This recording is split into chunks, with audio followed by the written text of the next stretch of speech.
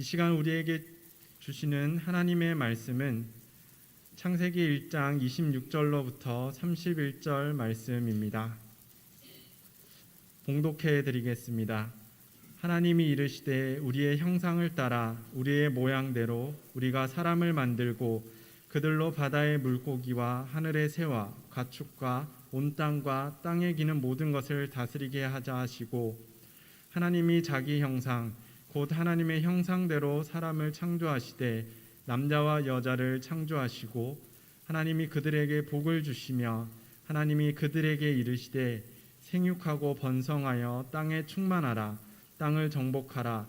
바다의 물고기와 하늘의 새와 땅에 움직이는 모든 생물을 다스리라 하시니라. 하나님이 이르시되 내가 온 지면에 씨 맺는 모든 채소와 씨 가진 열매 맺는 모든 나무를 너희에게 주노니 너희의 먹을거리가 되리라. 또 땅의 모든 짐승과 하늘의 모든 새와 생명이 있어 땅에 기는 모든 것에게는 내가 모든 풀을 먹을거리로 주노라 하시니 그대로 되니라. 하나님이 지으신 그 모든 것을 보시니 보시기에 심히 좋았더라. 저녁이 되고 아침이 되니 이는 여섯째 날이니라. 아멘. 이는 하나님의 말씀입니다. 하나님께 감사합니다. 하나님의 깊은 사랑과 차별 없는 은혜가 우리 가운데 함께하기를 빕니다. 장로님께서 기도 가운데도 언급하여 주셨듯이 태풍 힘나노가 올라오고 있습니다. 우리 잘 대비하여서 피해가 없도록 하시고, 또한 남부지방을 위해서도 함께 기도하여 주시기를 부탁드립니다. 지금부터 12년 전인 2010년은 저에게 있어서 의미 있는 해 중에 하나입니다. 군 복무를 마쳐 복학을 했고 아울러 새로운 사역지로 나간 해였기 때문입니다. 그해 1월 중순에 전역해서 6월 말에 복학했으니 민간인보다는 군인의 모습이 더 짙지는 않았었나 생각이 듭니다. 아무튼 신학교 3학년으로 복학하며 새롭게 사역을 나가게 된 곳은 서울에 있는 한 교회의 유치부였습니다. 그곳에서 총무교사로, 저희 교회로 치면 교육전도사로 섬기게 되었습니다. 그 교회는 저희 교회처럼 영유아부와 유치부가 따로 구분되어 있지 않아서 비교적 어린아이들도 함께 예배를 드리고 있었습니다. 어린 시절 대부분의 아이들이 그렇듯이 제가 맡았던 아이들도 집중력이 무척이나 짧았습니다. 그래서 설교는 가능한 짧게 준비해야 했고 저의 말 대신 그림 자료를 더욱 준비해야 했습니다. 하지만 아이들의 집중력은 본인들이 중심이 되는 놀이 시간에는 달랐습니다. 아이들은 단순하게 노는 것처럼 보이지만 각자의 놀이에는 언제나 심오한 규칙들이 있었습니다. 성인인 저도 따라가기 힘들 만큼 복잡하고 어려운 규칙들이었지만 아이들은 그 규칙을 지키며 1시간이 넘도록 지치지 않고 놀았습니다. 인터넷에 떠도는 우스갯말 중에 강아지를 체력으로 이길 수 있는 것은 작은 인간뿐이다 라는 말이 있습니다. 매일 3-4번씩 산책을 해야 하는 강아지들도 지칠 만큼 어린아이들의 체력이 대단하다는 것이죠. 아마 그때 갓 전역하여서 지금보다 체력이 월등히 좋은 상태가 아니었다면 진작 쓰러졌을 만큼 아이들과 함께 놀았던 것 같습니다. 이렇게 아이들의 집중력이 발휘되는 시간이 놀이 시간 외에도 또 있었습니다. 흔히 교육부 2부 활동이라고 부르는 창작활동 시간입니다. 아이들은 본인이 흥미를 가지는 창작활동 시간이면 노는 시간도 잊을 만큼 집중력을 발휘했습니다. 하지만 집중력과는 별개로 어른들의 기준에서 보면 다소 미흡한 결과물들이 많았습니다. 그럼에도 불구하고 아이들은 자신의 작품을 세상에서 가장 좋은 것으로, 가장 귀한 것으로 여겼습니다. 한 번은 예수님을 그려보는 시간을 가졌습니다. 이때 한 아이가 엄청 크고 강해 보이는 공룡을 그렸습니다. 이 공룡의 형상을 한 예수님께서는 단일 개체가 아니라 여러 종류의 공룡들이 가진 강한 부분들을 두루 겸비하고 계셨습니다. 먹이를 쫓는 육식공룡처럼 매서운 눈매와 날카로운 손발톱, 자신을 지키기 위해 진화한 초식공룡처럼 크고 강한 뿔이 여러 돋아있는 코와 등, 또 곤봉처럼 튼튼한 돌기가 달린 꼬리를 두루 갖추고 계셨습니다. 그리고 뾰족한 이가 가득한 입으로는 말씀 대신 불을 뿜고 계셨습니다. 그림을 그리며 가장 크고 가장 센 예수님을 그렸다고 설명하는 아이의 눈에는 이런 자신감이 엿보였습니다. 와, 내가 이렇게 완벽한 걸 그리다니. 그 아이뿐만 아니라 자신이 만든 작품을 보는 모든 아이들의 눈빛에는 자랑과 또한 그 작품에 대한 사랑이 가득했습니다. 그들의 눈에는 자신이 만든 것이 가장 보기 좋아 보였기 때문입니다. 오늘 함께 나눈 말씀에도 이와 같은 느낌을 표현한 구절이 나옵니다. 보시기에 심히 좋았더라. 하나님께서 자신이 지은 세상을 보며 하셨던 말씀이죠. 보시기에 심히 좋았던 그 세상은 어떤 세상이었을까요? 9월 창조절기를 시작하며 하나님께서 지으셨던 보시기에 심히 좋았던 세상이 갖는 의미에 대해 함께 살펴보고자 합니다. 한처음 하나님께서는 세상을 지으셨습니다. 여러 개념들이 어지럽게 뒤섞여 혼란하던 것들을 가르고 나누셨습니다. 그리고 그들 가운데 질서를 세우시고 각자의 역할을 위한 자리를 허락하셨습니다. 밝음과 어둠의 자리를 나누고 하늘과 물, 그리고 땅을 구분 지으셨습니다. 또한 낮과 밤과 그 시간들을 지킬 광명체와 행성들을 만드셨습니다. 그렇게 정리되고 가꾸어진 공간마다 생명을 내게 하십니다. 하나님의 뜻과 말씀에 따라 하늘과 물속 또 땅 위에는 생명들이 가득 찼습니다. 이렇게 성경이 전하는 창조의 역사는 하나님께서 무엇을 만드셨느냐 보다는 하나님께서 무엇을 위해 만드셨느냐에 더 큰 관심을 둡니다. 그래서 만드신 모든 것에 대한 세세한 기록을 남기는 대신 세상을 점점 더 좋은 곳으로 만들어 가시는 과정에 집중합니다. 하나님께서는 생명의 뜻에 따라 흑암뿐이던 혼돈과 공허를 정리하여 질서와 생명을 만드셨습니다. 이렇게 지어진 세상은 하나님께서 보시기에 심히 좋았던 세상이었습니다. 그리고 여섯째 날 하나님께서는 보시기 좋았던 세상에 다시 새로운 존재를 만드셨습니다. 바로 사람입니다. 사람이 특별한 이유는 다른 피조물들과는 달리 창조의 목적이 성경에 명시되어 있기 때문입니다. 하나님께서는 보시기에 심히 좋았던 세상을 다스리기 위한 존재로 사람을 만드셨습니다.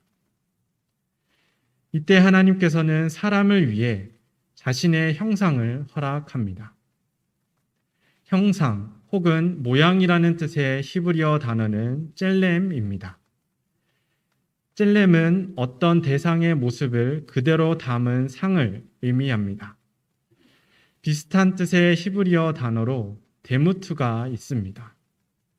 데무트 또한 젤렘과 비슷한 의미로서 사용되지만 약간의 차이가 있습니다.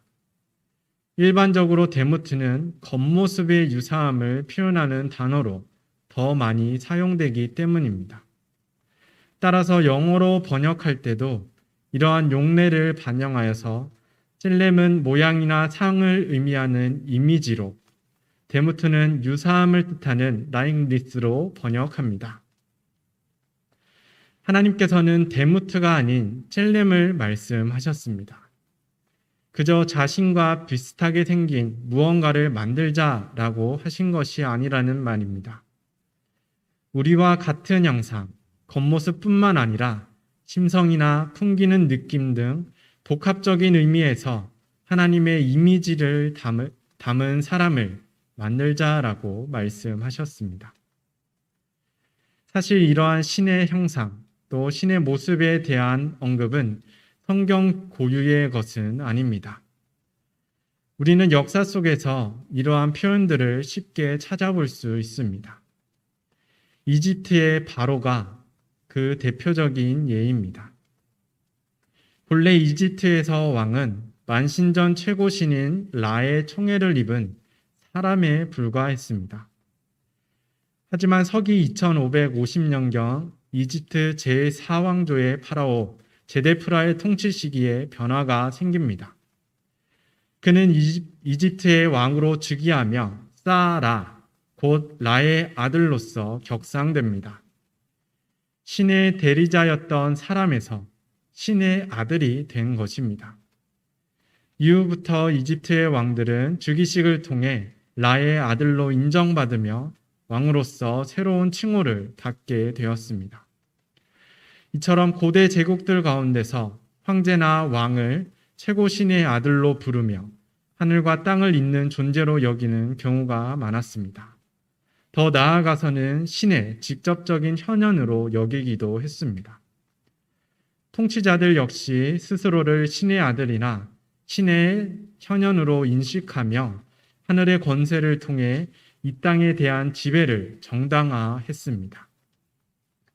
따라서 당시 신의 형상은 특별한 존재를 구분하는 기준, 지배자와 피지배자의 계급을 나누는 기준이 되었습니다.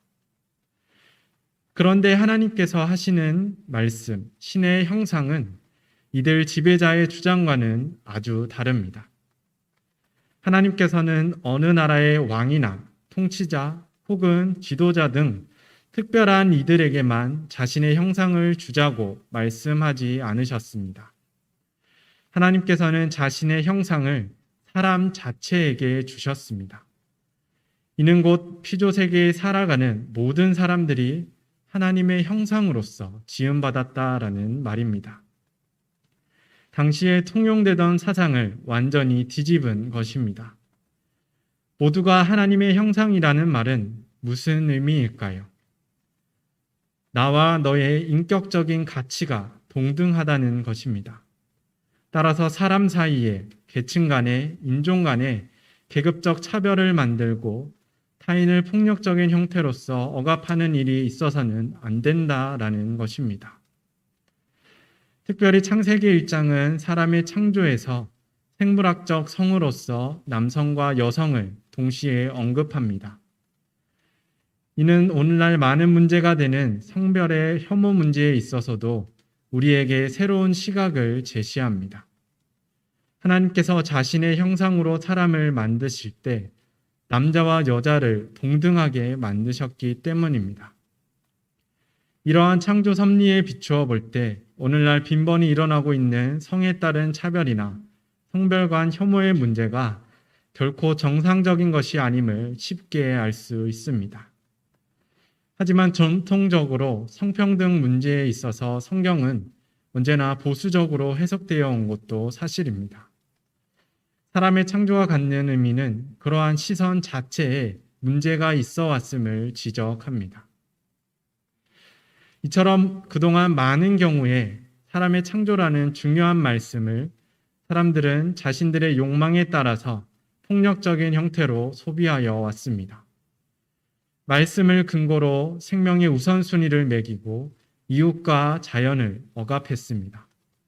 하지만 하나님의 창조는 소외나 폭력을 용인하지 않습니다. 하나님께서는 필요와 역할에 따라서 모든 피조물들에게 각자의 자리를 주셨습니다. 그리고 그 필요와 역할에 따라서 사람을 지으시고 사람이 있어야 할 자리를 만들어 주셨습니다.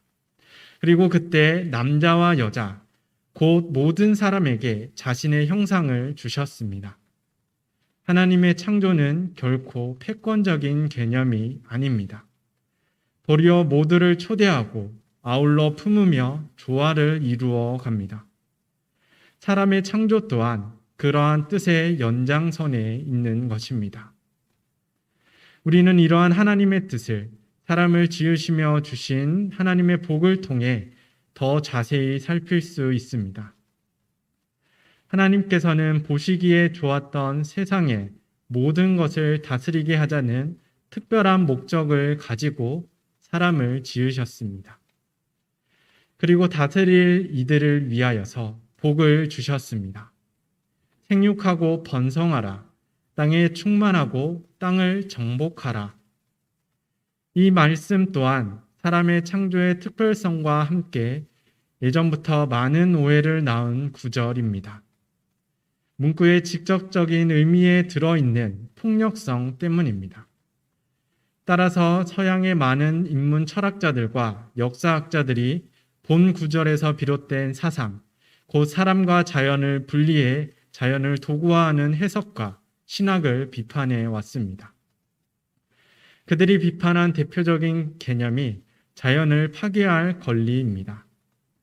그들은 다스림이라는 사명으로 인하여서 또 충만하고 정복하라는 그 복이라는 말씀으로 인하여서 사람은 지배자로 자연은 착취의 대상으로 나뉘게 되었다고 주장합니다. 이러한 생각에 근거하여 사람들이 생육과 번성을 위해 자연을 소모했고 충만과 정복을 위해 자연을 임의로 훼손했다는 것이죠. 이처럼 생육과 번성, 충만과 정복, 다스림이라는 구절들은 무분별한 자연 훼손의 직접적인 근거로서 소비되어 왔습니다. 그런데 더 큰 문제는 이러한 사상들이 서양 사회의 일반적인 정서의 바탕이 되었다라는 사실입니다. 오늘날 서양 문화권에서 기독교의 영향력이 줄어들고 있다고는 하지만 오늘에 있기까지 오랫동안 기독교가 그들의 문화와 사상의 바탕을 이루어 왔다라는 것은 부정할 수 없습니다. 이렇게 폭력을 용인하는 신학 사상이 밑바탕에 있었기 때문에 사람들은 죄책감 없이 또 거리낌 없이 자연을 자신의 목적대로 소비하여 왔다라는 것입니다. 그것이 하나님께서 주신 권리고 복이다라고 여겼던 것입니다. 이러한 문제의 제기는 1970년대 환경 문제의 사회적 대두와 함께 기독교 내에도 영향을 주게 됩니다. 관성에 따라 읽어오던 말씀의 의미를 다시 찾기 시작한 것입니다. 과연 하나님의 말씀이 사람과 자연을 이분법적으로 분리하고 나아가 사람에 의한 파괴적인 통치를 긍정하고 있냐는 것입니다. 사람을 창조하신 목적으로 언급되는 다스리다는 히브리어 라다의 번역입니다. 이 단어는 구약 성경에서 27번 사용되고 있으며 대부분이 억압하다, 짓밟다, 적을 부수다 등 폭력을 수반하는 의미의 다스림으로 사용됩니다. 이러한 1차적인 뜻을 근거로 자연 파괴를 두둔하는 우를 범해온 것입니다. 하지만 신학자들의 연구에 따르면 라다는 그 어원이 본래 고대 이집트와 바벨론의 궁중 언어에 있다고 합니다. 그 가운데서도 지도층을 가르치는 말로 통용되었던 말입니다.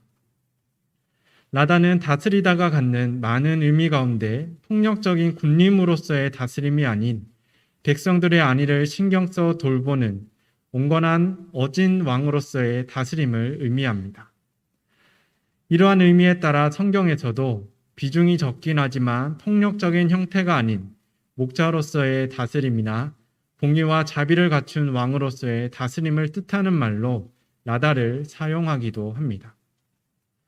이는 곧 하나님께서 사람의 창조 목적으로 말씀하신 다스림이 결코 사람과 자연을 구분짓고 자연을 도구화하고 파괴하라는 것에 근거가 되지 않는다라는 것입니다. 한편 다스림을 위해 주어진 4가지 복, 특히 문제가 되는 정복하다라는 문장은 이 4가지 복의 전체적인 흐름을 통하여서 읽을 수 있어야 합니다.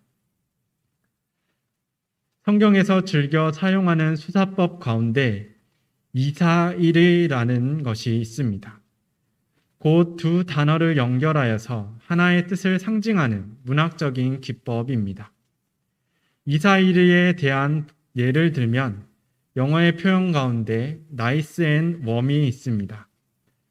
다정하다는 뜻의 nice와 따뜻하다는 뜻의 warm을 나란히 말하는 이 문장은 마음이 훈훈하다라는 의미로서 사용됩니다. 보다 우리에게 친숙한 표현으로는 손과 발이 있습니다. 손과 발은 각각 신체의 부위를 뜻하지만 이를 함께 사용하면 온몸 혹은 힘을 의미하게 됩니다. 예를 들면 당신의 손과 발이 되어 일하겠습니다 라는 말이 있습니다. 이 말은 진짜로 손이나 발이 되겠다는 것은 아니죠. 손과 발은 하나의 구절로 묶여 당신의 힘이 되어 주겠다는 의미로서 우리가 이 문장을 보게 됩니다. 또한 우리에게 익숙한 성경 말씀 가운데는 신령과 진정으로라는 표현이 있습니다. 이 역시도 이사일의 기법에 해당합니다.